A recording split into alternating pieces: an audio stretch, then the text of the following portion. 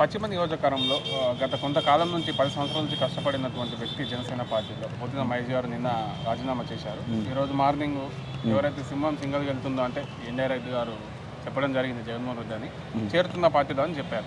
మరి దీన్ని ఎలా చూస్తారు మరి మీరు పశ్చిమ ప్రాంతవాసిగా? ఆయన దాదాపు 10 సంవత్సరాలు జనసేన పార్టీలో ఉండి టైం వేస్ట్ చేసుకున్నాడని నిన్నటికి ఆయన జ్ఞానోదయమైంది. ఆయనకి ఎప్పటి నుంచో వాళ్ళ క్యాడరు కొండ మీదకి వెళితే చిన్న చిన్న ప్రచారంలో పిల్లలు అందరూ చూస్తున్నారు, నీ పార్టీలో ఉండొద్దు, వైసీపీకి వెళ్ళు, అక్కడ బాగుండిద్ది, ఇక్కడ కష్టపడే వాళ్ళకి ఉండదు, డబ్బున్న వాళ్ళకే పెత్తందారుల పార్టీ ఇది, లోపాకారి ఒప్పందం జనసేన పార్టీకి టీడీపీ పార్టీ అని వాళ్ళ క్యాడర్ మొత్తం చెప్పుకున్నారు. అయినా ఆయన అనకుండా ఇంతకాలం టైం వేస్ట్ చేశాడు. ఇప్పుడు చెప్తున్నాడు కదా జగన్మోహన్ రెడ్డి సింగిల్గా వెళ్ళే వాళ్ళతోనే వస్తాను చేస్తానని చెప్తున్నాడు కదా, చూద్దాం అని వస్తే ఏం జరిగిద్ది అనేది చూద్దాం. ఎవరు వచ్చినా రాకపోయినా ఇక్కడైతే ఆసిఫ్ గారు గెలిచేదే, అందులో ఎలాంటిది లేదు. మహా అయితే ఏమన్నా ఆయన వల్ల ఏమన్నా కొంచెం మార్పు రావచ్చేమో, కొంచెం ఓట్లు మెజారిటీ పెరగచ్చేమో తప్ప ఎవరు వచ్చినా రాకపోయినా ఎవరు ఉన్నా లేకపోయినా ఇక్కడైతే విజయవాడ వెస్ట్ ఆసిఫ్ అన్న బెస్ట్. గతం కంటే కూడా ఈసారి ఎక్కువ మెజారిటీ వస్తుంది.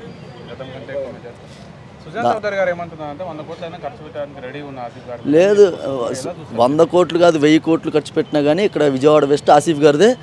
100 కోట్లు 1000 కోట్లు ఖర్చు పెట్టేటైతే మంగళగిరిలో లోకేష్ ఎందుకు ఓడిపోయేవాడు, భీమవరంలో పవన్ కళ్యాణ్, గాజువాకలో ఎందుకు ఓడిపోయేవాళ్ళు? డబ్బు అనేది డబ్బు వల్లే గెలుస్తామంటే పేదవాళ్ళందరూ గెలిచేవాళ్ళే కాదు. బాపట్ల నందిగం సురేష్ గెలిచేవాడు కాదు. డబ్బు లేని చాలామంది పేదవాళ్ళని జగన్మోహన్ రెడ్డి గారు టికెట్ ఇచ్చి గెలిపించుకున్నాడు. ఇక్కడ ఒకటే గుర్తు, డబ్బుతో సంబంధం లేదు. ఆ రాజకీయాలకు తెర తీసింది చంద్రబాబు నాయుడు, వాటికి తెరదించింది జగన్మోహన్ రెడ్డి గారు. అది బాగా గుర్తుపెట్టుకోవాలి. 100 కోట్లు ఉంటేనో 1000 కోట్లు ఉంటేనే ఎమ్మెల్యే అవుతానంటే మిగిలిన వాళ్ళందరూ ఏమవ్వాలి? డబ్బుతో పనే లేదు, పైన ఫ్యాను కింద ఒకటి అంతే. ఏమన్నా ఖచ్చితంగా నాకు తెలిసి 20,000 పై మెజార్టీ. విజయవాడ వెస్ట్లో ఇప్పటివరకు ఎన్ని ఎలక్షన్స్ జరిగినా అంత మెజార్టీ రాలేదు. ఈసారి ఆయనకు వస్తుంది. రేపు నామినేషన్ వేసే రోజు తెలిసిపోద్ది అది. Thank you. ఎలా ఉంది పశ్చిమ నియోజకవర్గంలో ఆసిఫ్ గారు గెలవబోతున్నారంటారా? పశ్చిమ నియోజకవర్గం అనేది ఇక్కడ వైఎస్ఆర్ కాంగ్రెస్ పార్టీకి ఎప్పుడు అనుకూలంగా ఉంటుంది. పశ్చిమ నియోజకవర్గం అంటే వైఎస్ఆర్ పార్టీ అడ్డని మరొకసారి నిరూపణ అవుతుంది. ఇక్కడ జనాబ్ షేక్ ఆసిఫ్ గారికి రోజు రోజుకి ప్రజల్లో ఆదరణ పెరుగుతుంది. జనాబ్ షేక్ ఆసిఫ్ గారు అంటే ఒక సౌమ్యుడు, మంచి వ్యక్తి, మంచి మనిషి, చిన్న పెద్ద తేడా లేకుండా ఎవరినైనా ఎంతో ఆప్యాయంగా పలకరించే ఆసిఫ్ గారికి ఈ పశ్చిమ నియోజకవర్గంలో ఎదురుండదు.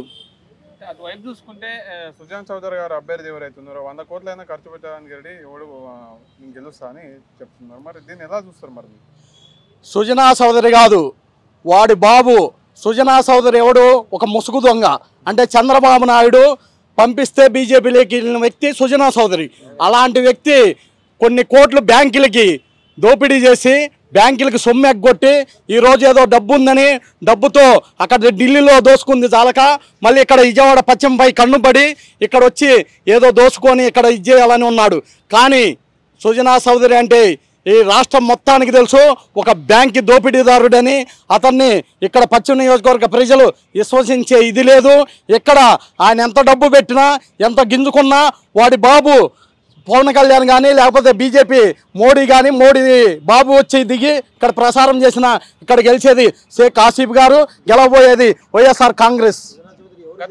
గతంలో ఎమ్మెల్యేగా పోటీ చేసి ఓటమి పాలైన సీనియర్ నాయకుడిగా జనసేన పార్టీలో ఉన్నటువంటి పోతిన మహేష్ గారు నిన్న బయటకు వచ్చేసారు. పవన్ కళ్యాణ్ గారిపై వ్యాఖ్యలు చేశారు. రానున్న రోజుల్లో బస్సు యాత్రలో భాగంగా 2-3 రోజుల్లో జైన్ అవుతున్నారు వాళ్ళు వైఎస్ఆర్ కాంగ్రెస్. ఇట్లాంటి వ్యక్తుల్ని మీరు ఆహ్వానిస్తారా? వారికి ఎలాంటి సలహాలు సూచనలు ఇవ్వబోతున్నారు? పోతిన మహేష్ అంటే ఒక పార్టీ కోసం నిబద్ధంతో జనసేన కోసం పనిచేసిన నాయకుడు పోతిన మహేష్. కానీ తనకి అక్కడ జరుగుతున్న పరిస్థితులను బట్టి, జరుగుతున్న విధి విధానాలను బట్టి తను విసుగు తెంగి ఈరోజు ఇతని పవన్ కళ్యాణ్ ఒక పార్టీ డెవలప్మెంట్ లేదు, అతను నమ్ముకుంటే మేము మునిగిపోతున్నామని తెలిసి ఈరోజు బయటకు రావడం జరుగుతున్నది. అతనికి తెలుసు, అతనే కాదు ఈ రాష్ట్రంలో ఎవరికైనా తెలుసు, జగన్మోహన్ రెడ్డి గారంటే ఒక వ్యక్తి కాదు, ఒక ప్రజాశక్తి అని. అందుకే జగన్మోహన్ రెడ్డి గారి అంట నడవాలని తన మనసులో మాట బయట పెట్టడం జరిగినది. పోతిన మహేష్ ఈరోజు పార్టీలోకి రావడానికి మేము పూర్తిగా మద్దతు ఇస్తున్నాను, ఆహ్వానిస్తున్నాం. సుమారుగా ఆసిఫ్ గారు గెలిస్తే ఎంత మెజారిటీతో గెలబోతున్నారు? ఆసిఫ్ గారు, షేక్ ఆసిఫ్ గారు ఈరోజు ఈ పశ్చిమ నియోజకవర్గంలో గతంలో ఏ ఎమ్మెల్యేకి రాని మెజార్టీతో గెలవబోతున్నాం. ఇక్కడ పశ్చిమ నియోజకవర్గం అంటే మరొకసారి వైఎస్ఆర్ పార్టీ అడ్డా అని నిరూపిస్తాం. జనసేన సీనియర్ నాయకుడు అయినటువంటి పశ్చిమ నియోజకవర్గ లాస్ట్ అసెంబ్లీ ఎన్నికల్లో పోటీ చేసి ఓడిపోయిన పొద్దున మహేష్ గారు నిన్న పార్టీకి రాజీనామా చేశారు. పవన్ కళ్యాణ్ గారిపై వ్యాఖ్యలు చేస్తూ రాజీనామా చేయడం జరిగింది. ఈరోజు మార్నింగ్ ఇండైరెక్ట్గా వారు పలు ఛానల్లో చెప్పడం జరిగింది వైసీపీలో చేరుతున్నారని చెప్పి. దీన్ని ఎలా చూస్తారు? మరి వారు పార్టీలోకి వస్తే ఆహ్వానిస్తారా మీరు? అంటే పార్టీలో వస్తే నాకు తెలిసిన నాలెడ్జ్ ప్రకారం జగన్ గారిని ఎవరిని వద్దు అనలా. గతంలో మనం చూసాము, వచ్చిన వాళ్ళు ఎక్కువ అయ్యేసరికి మినిస్టర్ పోస్టులు కూడా 2.5 సంవత్సరాలుగా పెంచి ప్రతి ఒక్కరికి న్యాయం చేశారు. అలానే బయట నుంచి వచ్చేవాళ్ళు కంపల్సరిగా ఇంకా పెరుగుతారు. గతంలో మన టీడీపీలో నానిగారు, ఎంపీ నానిగారు వచ్చేసారు.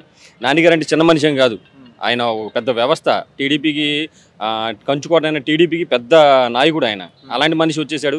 ఇటు పవన్ కళ్యాణ్ వైపు మనుషులు కూడా గుర్తించుకుంటున్నారు. ఆ నాయకులు కూడా పవన్ కళ్యాణ్ నమ్ముకొని టీడీపీ నమ్ముకొని మోసపోతున్నాము, మేము మా ఆస్తులు అమ్ముకుంటున్నాము, మేము అన్ని విధాలుగా నష్టపోతున్నాము, మాకు గుర్తింపు లేదు, మేము రోడ్డు మీద పడిపోతున్నాము, రానున్న రోజుల్లో మా బతుకులు రోడ్డు మీద పడిపోతాయి అని గ్రహించిన ప్రతి ఒక్కరు కూడా ఆ పార్టీ వదిలేసి ప్రత్యామ్నాయంగా ఇంకేదైనా నీతి నిజాయితీ గల పార్టీ, ప్రతి ఒక్కరికి న్యాయం జరిగే పార్టీ ఏదైనా ఉందంటే ప్రతి ఒక్క కంటికి కనబడేది వైఎస్ఆర్సీపీ పార్టీ.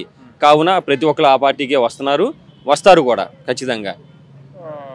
ఆసిఫ్ గారు గెలిస్తే సుమారు ఎంత మెజారిటీ రావచ్చు? ఇంకోటి ఏంటంటే, మీరు ఈ ప్రాంతం ఏదైతే ఉందో వెల్లంపల్లి కాలనీ, మీ ప్రాంతం వెల్లంపల్లి కాలనీలో మీరు కష్టపడి ఎంత వారికి మెజారిటీ ఇచ్చే అవకాశం? ఆసిఫ్ గారికి ఈసారి మాత్రం గతంలో ఎప్పుడు పశ్చిమ నియోజకవర్గంలో లేనంత మెజార్టీ, గతంలో పశ్చిమ నియోజకవర్గంలో ఏ ఎమ్మెల్యేకి రాని అంత బంపర్ మెజార్టీ ఈసారి ఆసిఫ్ గారు రాబోతుంది ఖచ్చితంగా. 100% అది వాస్తవం. అది మైనార్టీ సామాజిక వర్గానికి బాగానే చేస్తారా ఆయన?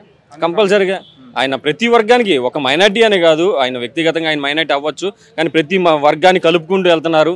ప్రతి క్యాస్ట్ని ఈక్వెన్స్ చూసుకొని వాళ్ళందరినీ కలుపుకుంటూ, వాళ్ళందరినీ ఓట్లు అడుక్కుంటూ, వాళ్ళ సమస్యలు ఏమన్నాయో తెలుసుకొని తీర్చుకుంటూ, ఇప్పుడు ఎమ్మెల్యే కాకముందు ఆయన మంచి మార్కులతో ఆయన ప్రతి వర్గాన్ని చేసుకుంటూ వెళ్తున్నారు. కాబట్టి కంపల్సరీ ప్రతి వర్గం ఆదరిస్తారు ఆయన్ని. అందుకనే నేను అనేది 100% గతంలో ఎప్పుడు లేనంత మెజార్టీ ఆసిఫ్ గారికి వస్తుంది ఈసారి. థ్యాంక్ యూ అన్న.